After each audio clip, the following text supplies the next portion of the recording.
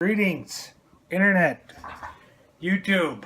It is I, your unemployed superhero. It is Tuesday, the 25th of October, day 19 of my exile from employment. I am coming to you live from the Music Conservatory of Casa de Clark in Independence, Iowa, with the mighty JP100D over my shoulder and Max the Wonder Dog begging down here to do something. He wants to go outside, but I'm not going to let him.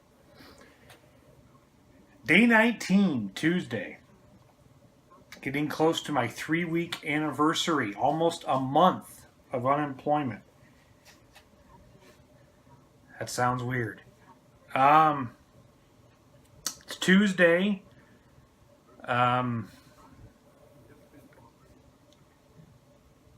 Been a good day. Haven't done a whole lot. I've been doing some research for my dad as far as ways we could help him with his dementia. Yesterday I had my face-to-face job interview at 3:30. I put a video up after it was over. It went very well. The only big problem with that interview, if you can call it a problem, the people I talked to were not technical people. They were business people looking for their technical guy.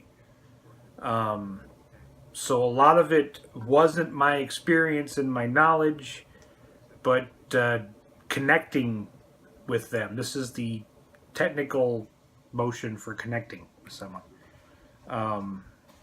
I thought I did a good job making my case.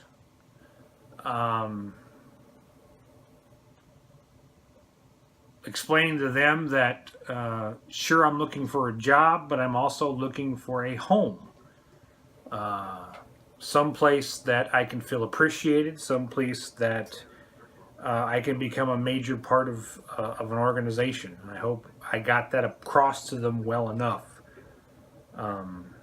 They seemed impressed by my resume, but like I said, they're not technical people, so they don't quite know what my resume meant.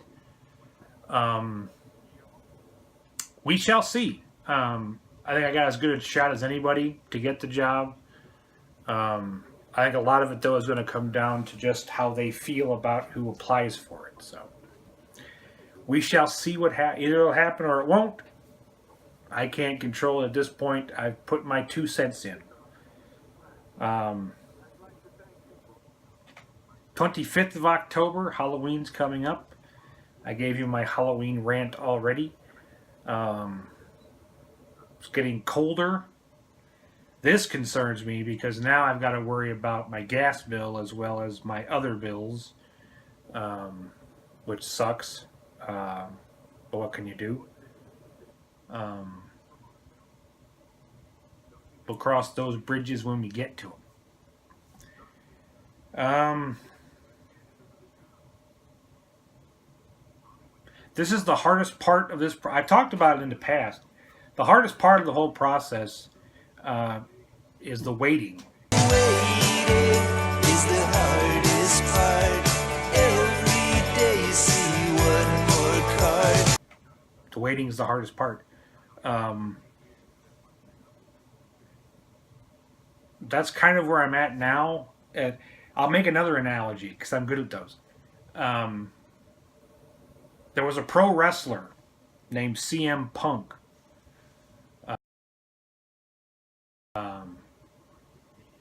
About 2-3 years ago, well, more than that, probably 4 years ago, he was the hottest property in the biggest wrestling organization in the world. He had a fallout with management, decided to quit, and he became a UFC fighter. He decided to be a UFC fighter. CM Punk trained for roughly 2 years with Duke Rufus in, I believe, Wisconsin. Milwaukee, I believe, is where Duke Rufus is located. 2 years of intense training. Signed to the UFC, trained for 2 years.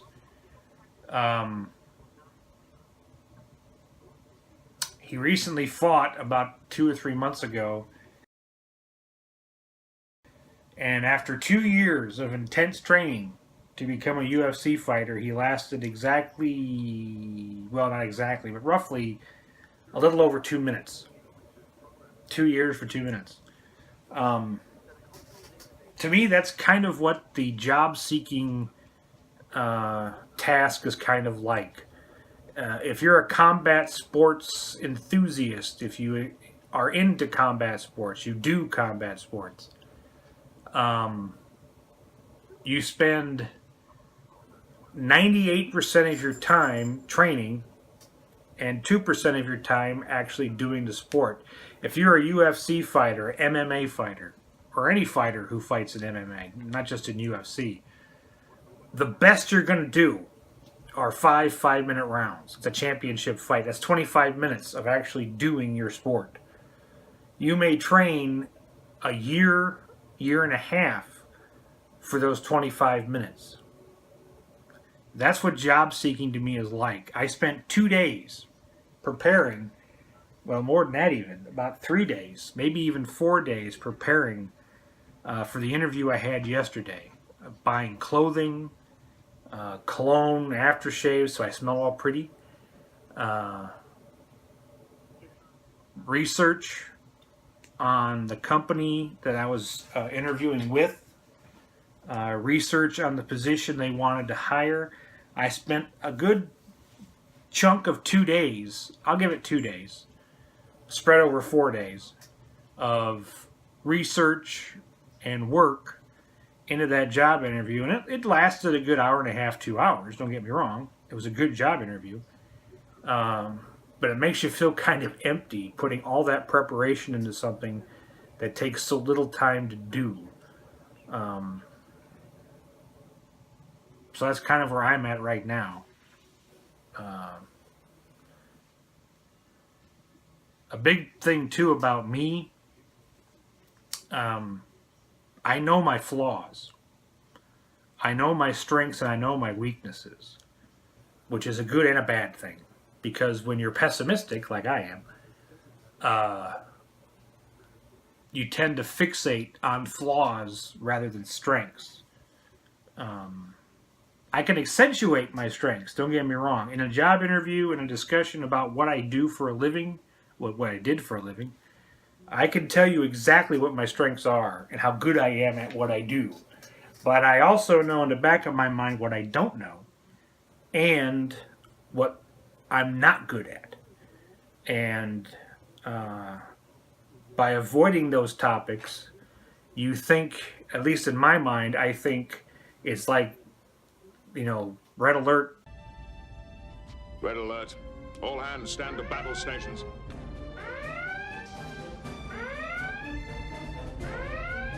Laying an intercept course to the Romulan ship. Shields up. Load all torpedo bays. Stand by phasers. Warp factor 8. Engage. Enterprise. The Klingons are coming. I think people recognize that I'm avoiding certain topics because I know that I don't want to get into those topics. I also tend to overanalyze things tremendously. If you've learned one thing watching the past, 19 videos, 18 videos over the last 3 weeks, I overanalyze everything to the nth degree. That is my personality. That's why I suck at relationships, by the way. That's why I'm still single. Well, there's many reasons why I'm still single. That's one of them. I tend to overanalyze everything that I think of. Again, I know my weaknesses. So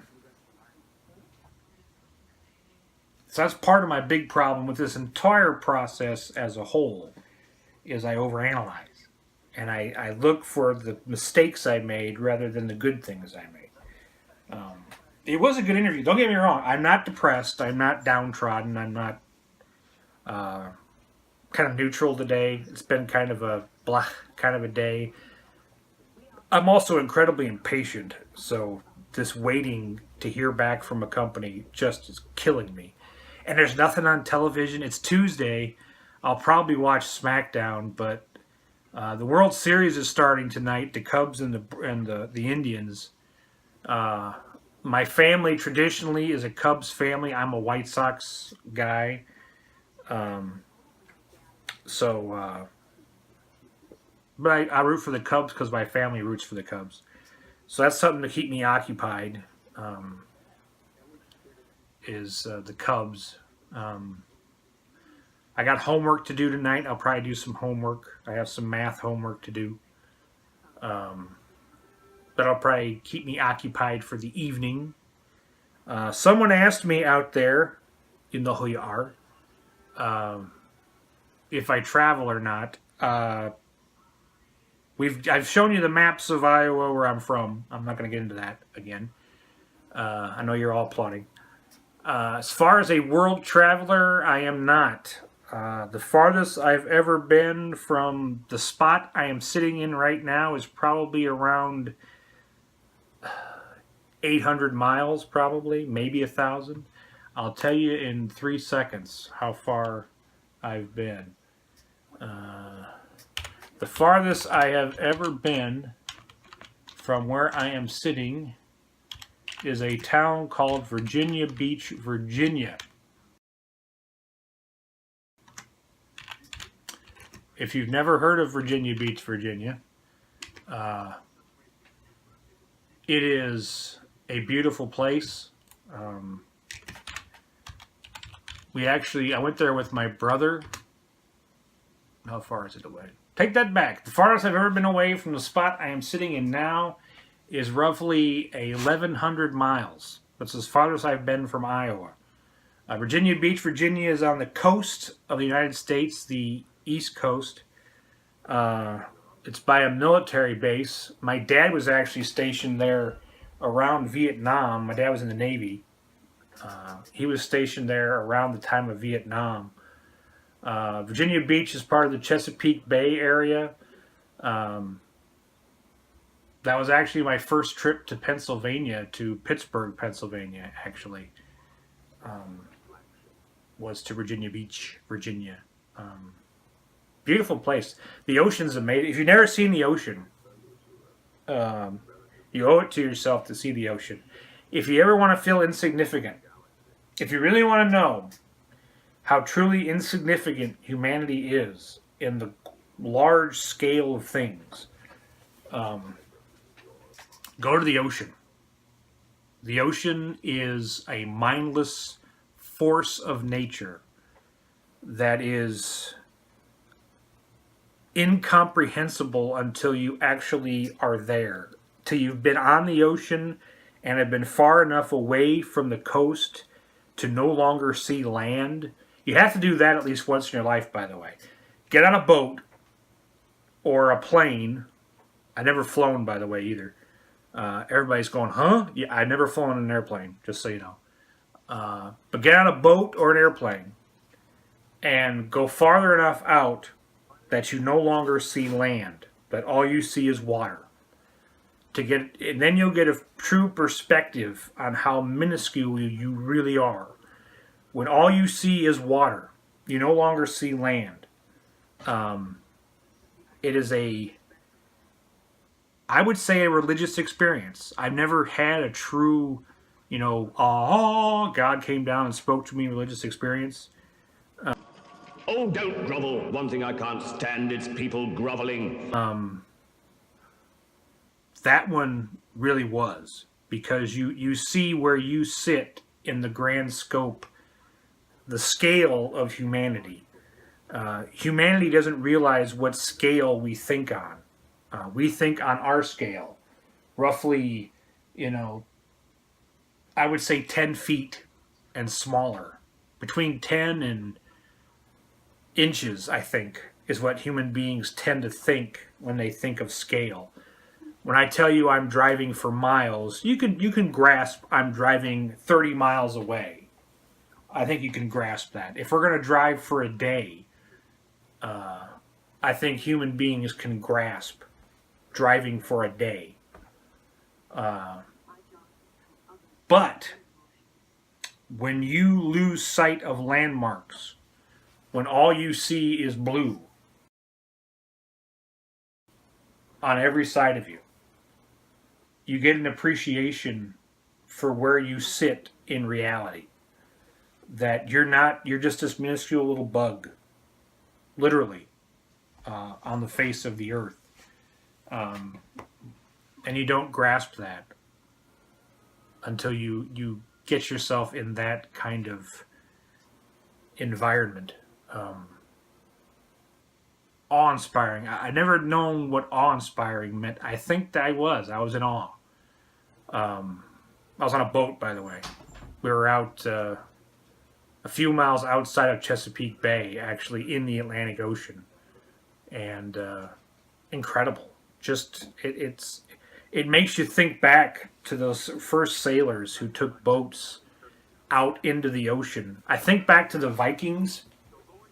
There's a theory that the original Vikings, way back, actually took boats from their homeland to, it'd be the east coast of Canada.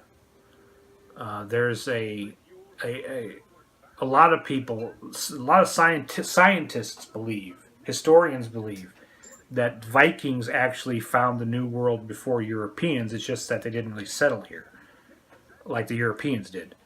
I could not imagine being on a Viking longship crossing the ocean.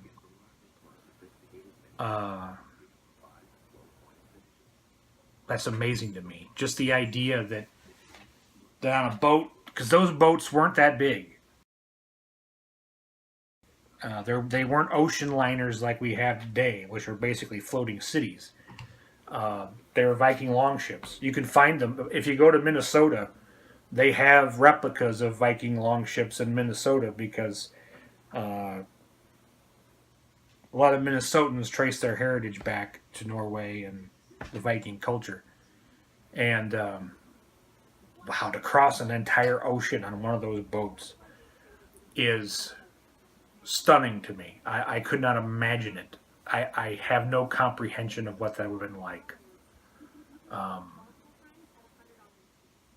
So yeah, Virginia Beach, beautiful place.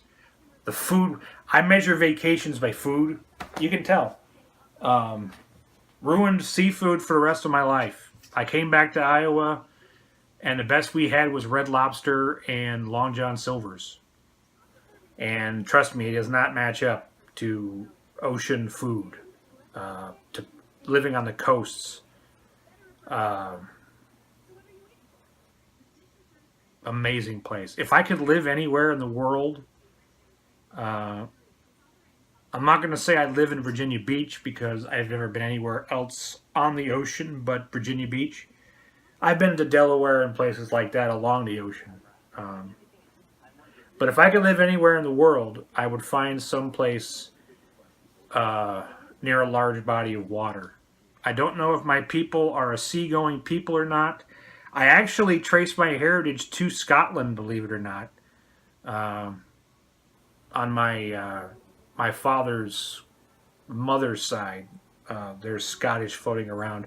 My family's mostly German and Scottish. A lot of English, too. My grandfather's name was Carpenter, and my grandmother's name was George, which you don't get much more English than that. But I'm told by my father that my heritage is Scottish and German on his side of the family.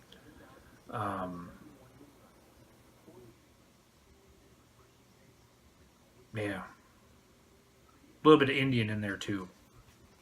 Most Americans have some Indian in them, especially in the Midwest, because of mixing. And anyway, we raped a lot of Indians back in the day. It's not in the books, by the way. Tell your kids that. We'll do American History Day one day and totally horrify everybody. So yeah, that's as far. I've never been outside of the States. Never been to Canada. Never been to Mexico. Never been to Europe.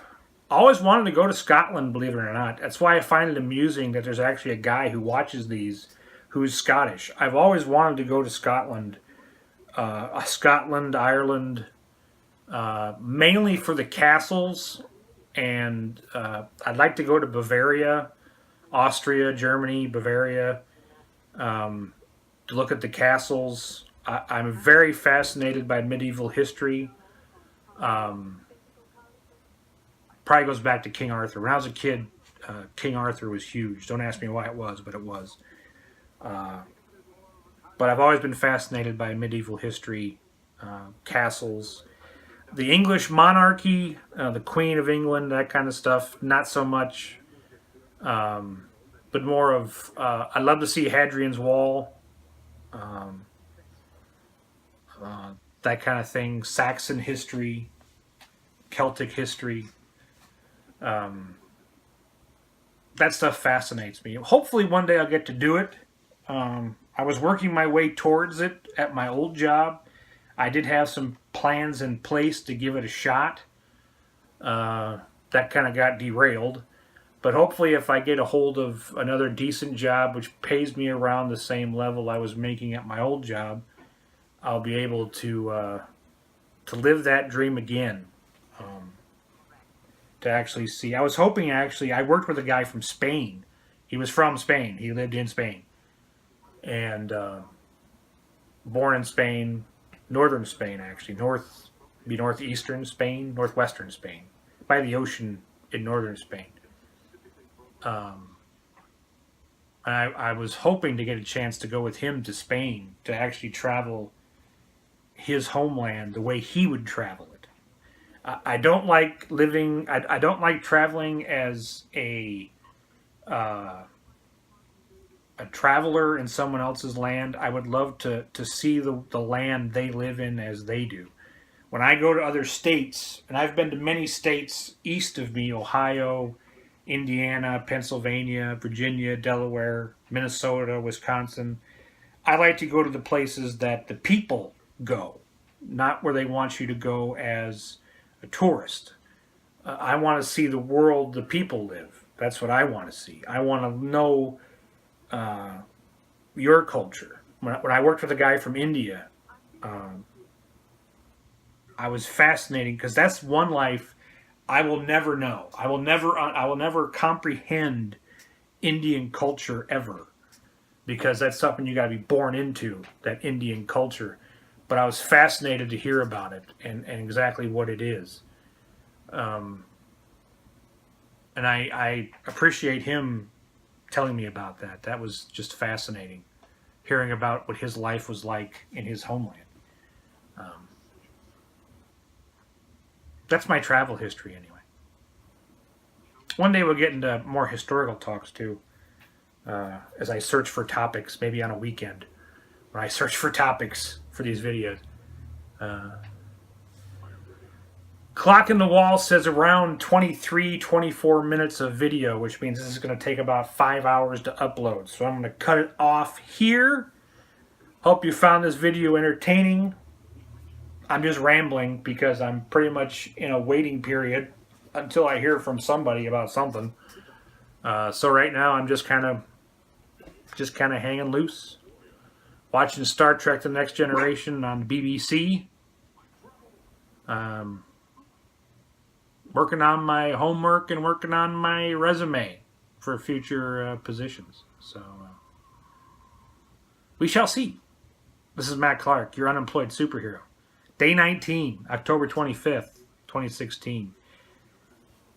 You have a good Tuesday, and I will talk to you tomorrow. And we'll see what happens. You stay sexy, San Diego. Clark out.